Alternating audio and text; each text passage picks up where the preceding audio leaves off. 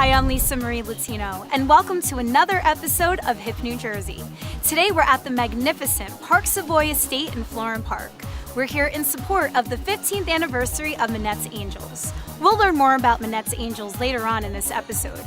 But first, let's grab a cup of coffee with the Newark Department of Public Safety. Today we're hosting a Coffee with a Cop. We do these often in our areas. Today we're doing at Sweetwater in the Haynes building. Talk about the concerns in the neighborhood, any complaints they might have or questions they have. I got a lot of questions today about homeless and what the city's doing about it, and we got into that. We had some pretty good discussions today about that. It was really helpful for me to understand what they are doing here. I'm always interested in seeing what the cops are out doing in the neighborhood.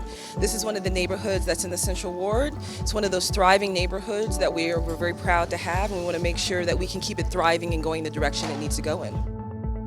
I personally think it's a good way to connect with the community, because you never have to stop and say, hey, you know what, I was talking to an officer today, but now you can match your name with a face or never know who you connected with. My first time actually experiencing something like this, so it was a good experience.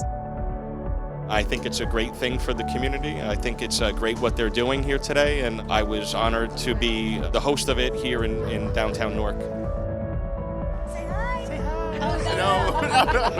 If the community can feel as if the cops or the police force is here for them, then it makes the area more acceptable to reaching out in times of trouble. I'm glad to see that 2020 has gotten off to such a great start, that we're able to see the cops are able to come out here and work the community to make things better.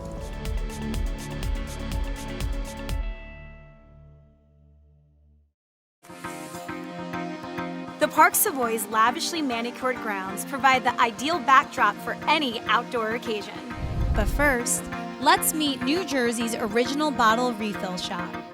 Hey everyone, I'm Lisa Marie Latino for HipNewJersey.com. And joining me here today is mompreneur Deanna Taylor Haycock. Deanna, how are you? Good, how are you? So you are a New Jersey first with your store Good Bottle in Maplewood. Tell us all about Good Bottle. Yes. Good Bottle is a refill shop and zero waste store, and it's a place where you can bring your own container or buy a container from us and fill your cleaning supplies and bath and body products. We also have an assortment of items that they call zero waste items. I like to call them low waste items, but they're things for your home that are intended to reduce single use. That is so important. Yes. How did you come up with this idea? One thing I noticed was how much trash we were producing, whether it be recycling or just pure trash. I felt like I was constantly taking out the trash. It dawned on me that, the laundry jug that I was buying is never going to decompose. No. I could have it the rest of my life. I just need the liquid. So I thought, I wish there was a place I could just refill this. I looked online to find, this unicorn that was a refill shop that I just had thought of. And I thought I was a genius. I thought I was the first person to ever think of this idea in the world. And it turns out this is a concept that a lot of other countries have really grasped onto, and there's a lot of them in Canada. There's a lot in the UK, But not here. But not a lot here. I just kind of thought, this could be something that our town would really love. I want to just get into some of the product that you brought here today because I love everything. I want everything. Yeah. So let's get right to it. Okay, so I found these products called Marley's Monster and Marley's Monsters, and they are basically, they call them unpaper towels, and they are a cotton flannel fabrication. And they're sized just like a regular paper towel. You can get them folded, or you can have them rolled up like this. For my family, we stacked them right next to our paper towels to begin with. And I said, every time I'm going for a paper towel, I'm gonna ask myself, could I take this instead? And so, it got to the point where we didn't need the paper towels anymore. So this one was very interesting. We thought you were coming in with a bunch of vitamins. Right. What is this? Not. So this is so there's the items that we have in our store that help you reduce single use, and then the other half of our store is the refills. So this is part of the refills. And what's in here is these are toothpaste tabs from a brand called Unpaste. And you basically put it in your mouth, you crunch away, and then you wet your toothbrush and you brush. Unbelievable. People love this. I can't wait to try Yeah, that. these are really great. Well, congratulations on a beautiful business. Please tell our audience where we can find out more about you. Sure. You can go to goodbottlerefillshop.com, or you can go to our Instagram page, which is Good Bottle Refill Shop. And we also have a Facebook page.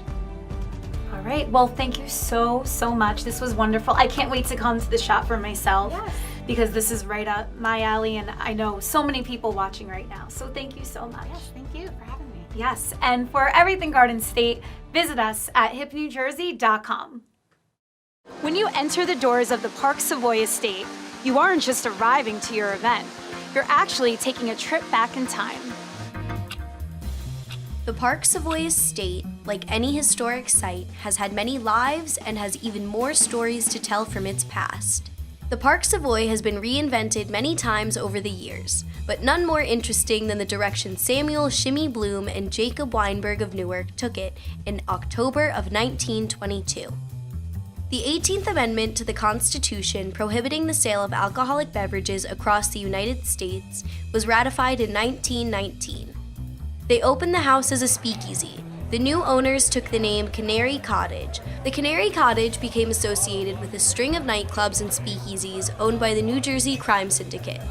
Key figures in the syndicate were Lucky Luciano, Longy Zwillman, and Willie Moretti.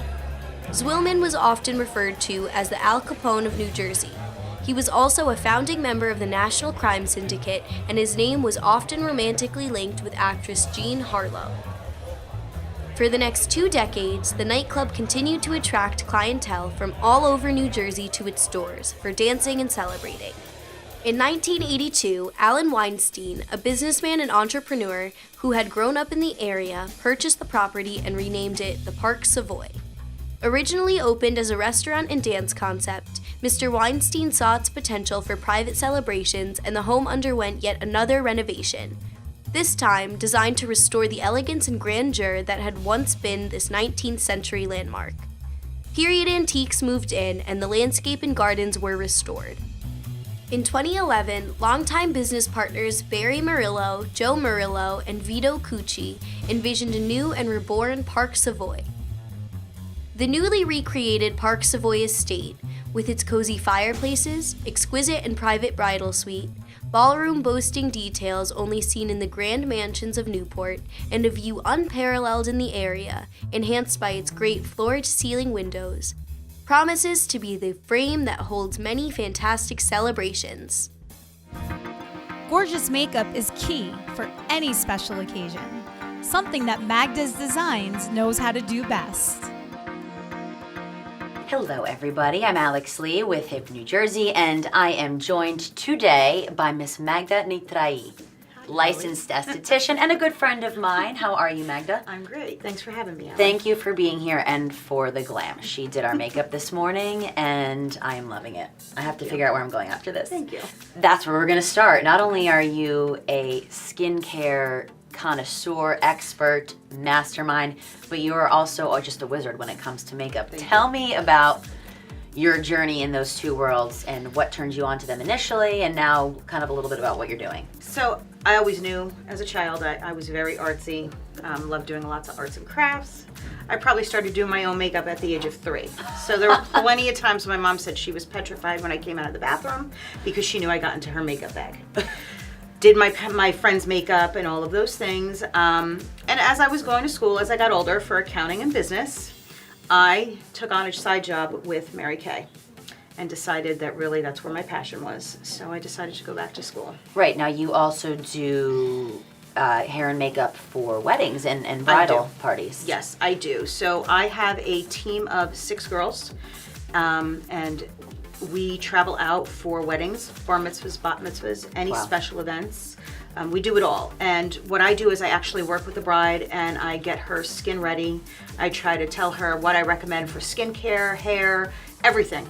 And then the day of the event, we travel out and we beautify everybody. And I think that's why you are, or what kind of sets you apart and just puts you miles ahead of everybody else in your industry, is because you kind of hit everybody with the 1-2 punch. You're like, I'm gonna make you look good on your wedding day with the makeup, but here's how I'm gonna also help you to make sure we maximize and optimize that amazing day of look. This is what you should be doing with your skin, what I'm gonna help you do when you come to see me, what you should be doing on your own time. And I mean, you can tell us, does that stuff go hand in hand? Yes, it absolutely does. It's one of my key ingredients in making makeup look flawless and having it last. Proper skincare, proper hydration of the skin is key. Now, what are some of the treatments that you're offering right now in the skincare, on the skincare side of things, that you think are really popular and really kind of some of the best treatments out there right now? Yeah, dermaplaning is one of my biggest. It's actually something I recommend for everybody. It will exfoliate the outer layers of the epidermis, so it takes off the dead skin cells. Peels are very important, and microneedling. I can't say enough about microneedling, as well as a great skincare line at home.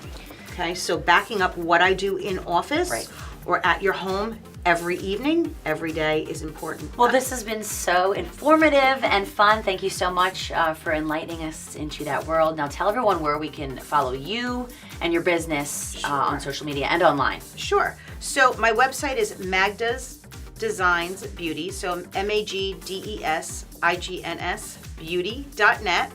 And then my Instagram is Magdas with an S _ designs with an S. Fabulous. Thank you so much, Magda. You are the best.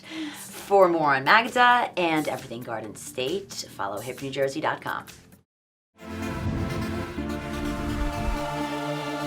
You're watching Hip New Jersey, the hottest TV show where we've got it all. From the most exclusive restaurants and trendiest spots for entertainment and nightlife, to chic shopping, design trends, and fashion-forward finds in the Garden State. Get the inside scoop on the hippest places, special spaces, and can't-miss faces. We'll dish it out right here on Hip New Jersey.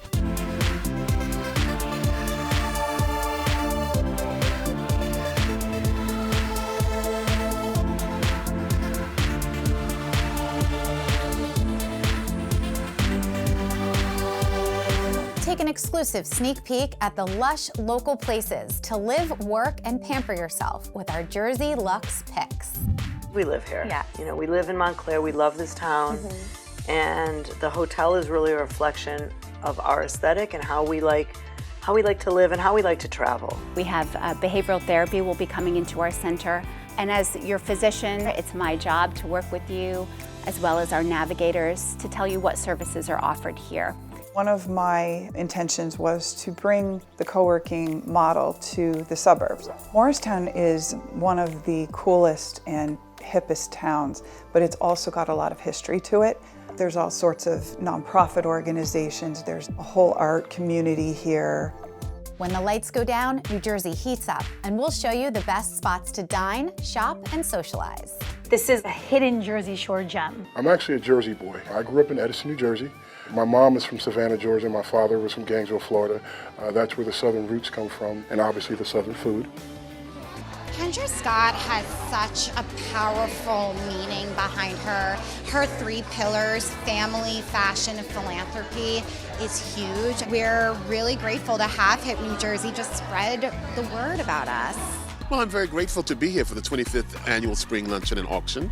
I think it's for a very, very worthy cause, and I am always open to meet new people and have new experiences, and it's a very elegant setting on the stage of NJ Pack. In Toast of the Town, we will team up with the Garden State celebrity and spotlight New Jersey like you've never seen before.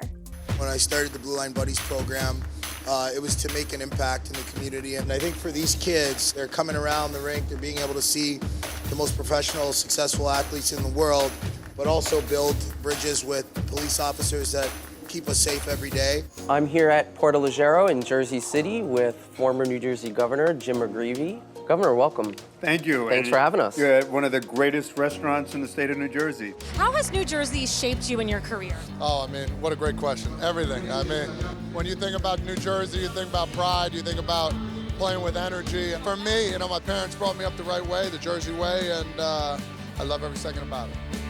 Hip New Jersey. Live hard, work hard, play hard. You're from New Jersey, and so are we. The Park Savoy Estate boasts an award-winning kitchen that creates dishes inspired by cultures from around the world. From top-shelf open bar offerings to lavish cocktail hours, no one leaves the Park Savoy hungry. The Park Savoy owners, Barry Murillo, Joe Murillo, and Vito Cucci, love giving back. And all unfinished food is donated to the New Jersey Food Bank and Community Soup Kitchen of New Jersey. This kind of paying it forward thinking resonates with our next guest, former New Jersey Governor Jim McGreevey. I'm here at Portalegero in Jersey City with former New Jersey Governor Jim McGreevey. Governor, welcome. Thank you. Thanks for having us. You're at one of the greatest restaurants in the state of New Jersey. So. Yeah. You left office as New Jersey's 52nd governor in 2004. Yes. And you've been a very busy guy since then. I understand you were a seminarian for some time, and now you're working to help rehabilitate prisoners in New it's Jersey. just people, people coming back from prison and coming back from jail. And I think the reality is that literally 1 out of every 4 people in prison behind bars around the world is an American. And America doesn't have a more evil or malevolent population. It's just that I think, in large measure, we're trying to address the drug crisis through prisons, and it's not going to work. How has the opioid crisis affected the prison population? Yeah, it's just, the statistics are alarming, that 75% of the people behind bars are active in their addiction. But what's happening in New Jersey today is that people are accessing opioids through prescription drugs. Then tragically they go on to heroin. So what we see in the state of New Jersey is there's an overlap between our prison population and our addicted population. Right. Which is scary. Moving on, you're a lawyer. What would you say needs to be done comprehensively, both in the state and at the federal level, for criminal justice reform? I think we need to understand that a lot of criminal behavior is rooted in the home, is rooted in past history. And so part of this is understanding the importance of job skills, and I can't emphasize that enough.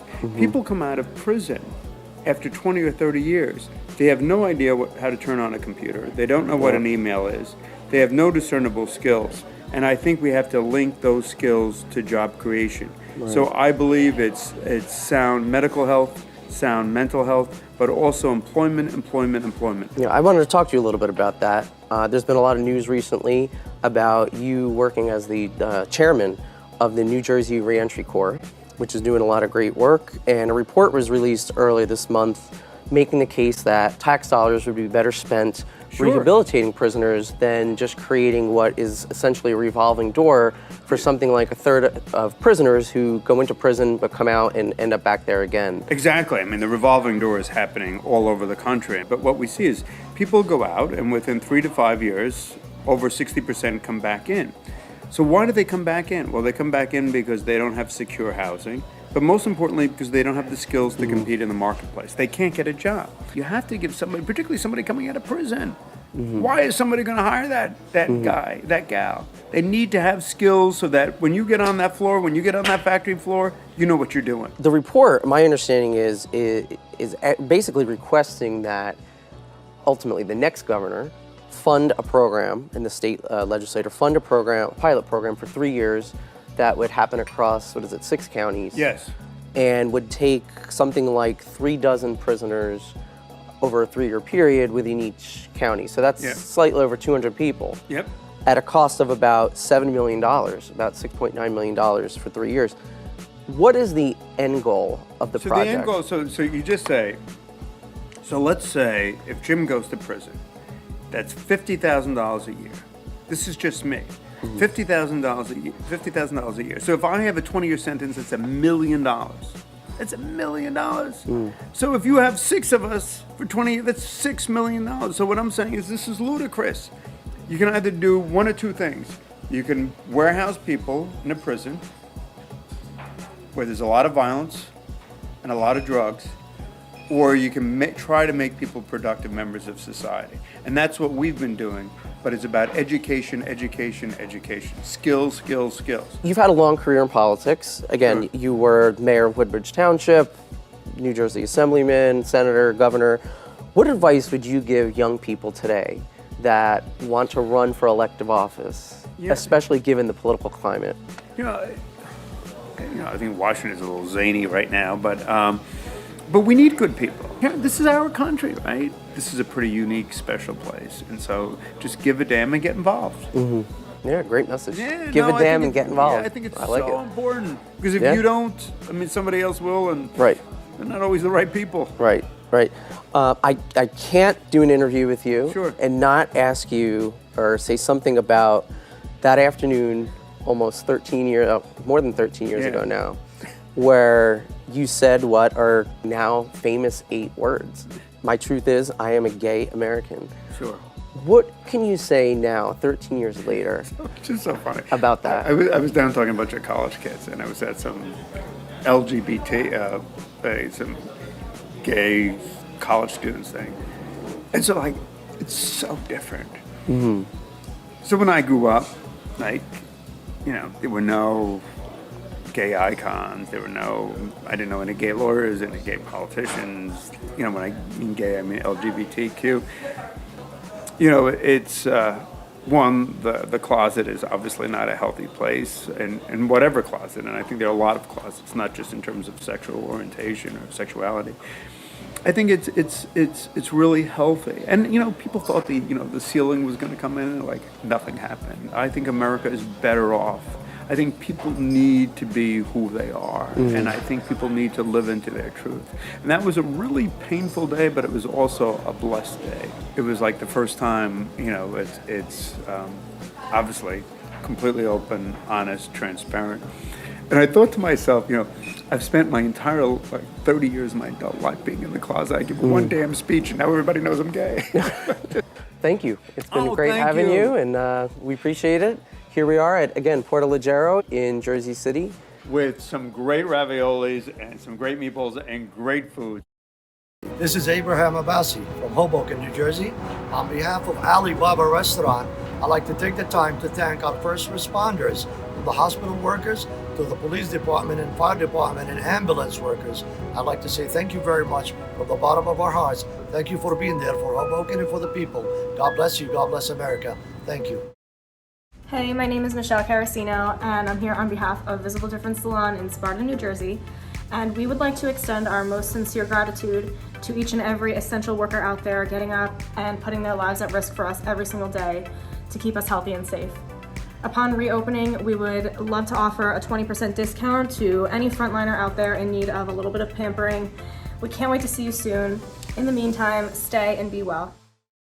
Hi, I'm Debbie Peterson, founder of the Wellness Gala. We're continuing our free online series, Take Care of Yourself, with experts in the fields of health, beauty, wellness, and fitness. This week I wanted to talk about aromatherapy, which uses the essential oils from plants to improve health. We have peppermint oil, which can help boost your mood and energy levels. And then I have lavender oil, which actually promotes relaxation and can ease stress. You can use oils in a bunch of different ways.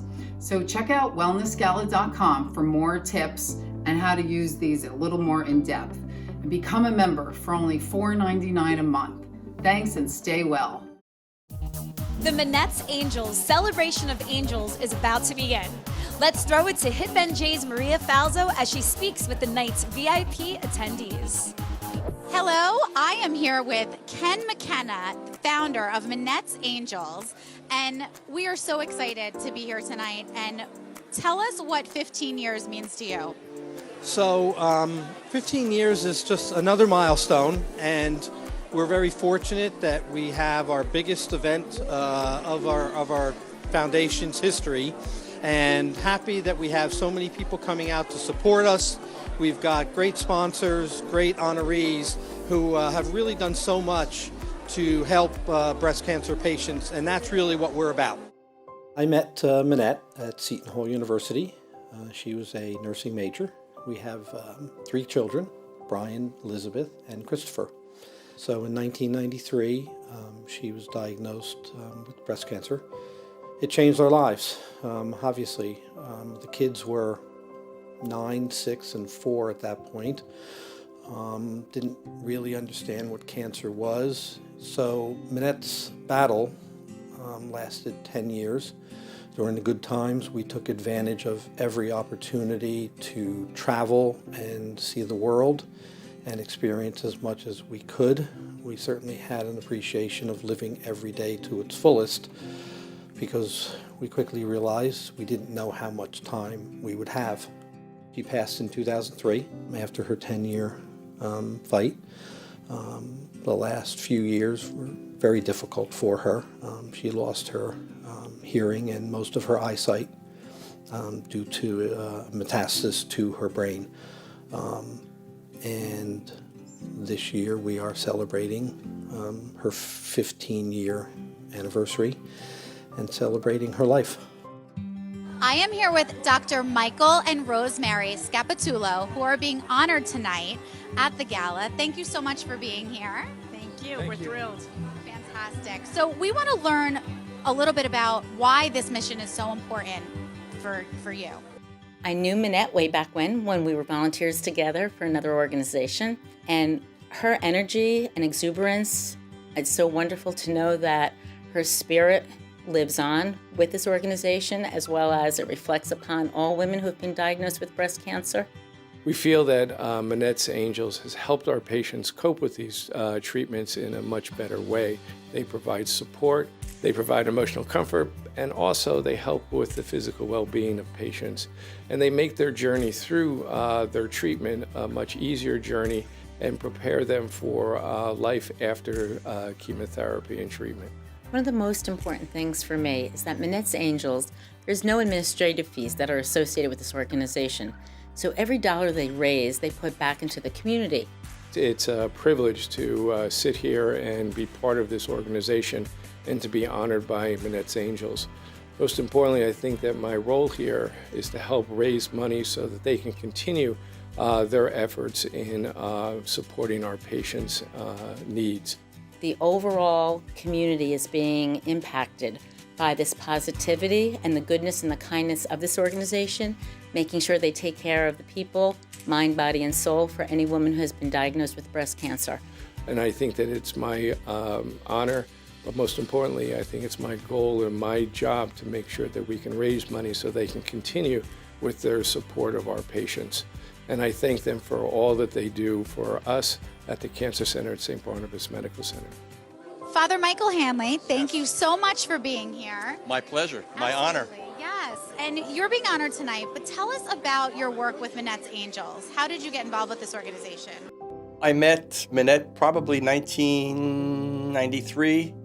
We talked about the circumstances of her life, and from there on we developed a very wonderful relationship. If it wasn't for Minette, I'm sure none of us would be here. It wasn't just about Minette with her illness. It was about Ken and how he was feeling and what was going through his mind, and the kids. She made us laugh. She made us cry too.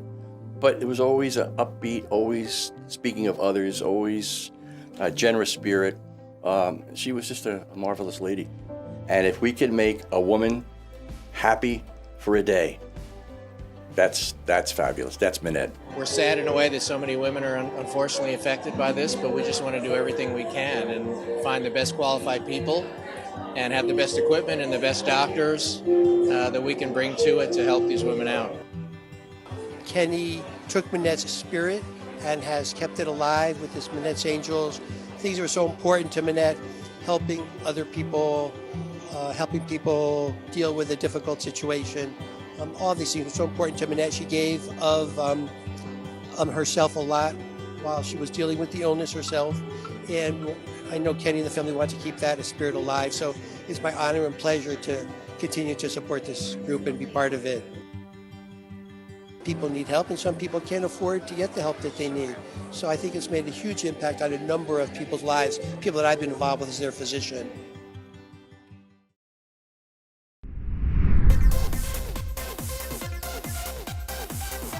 That wraps it up here at the Park Savoy.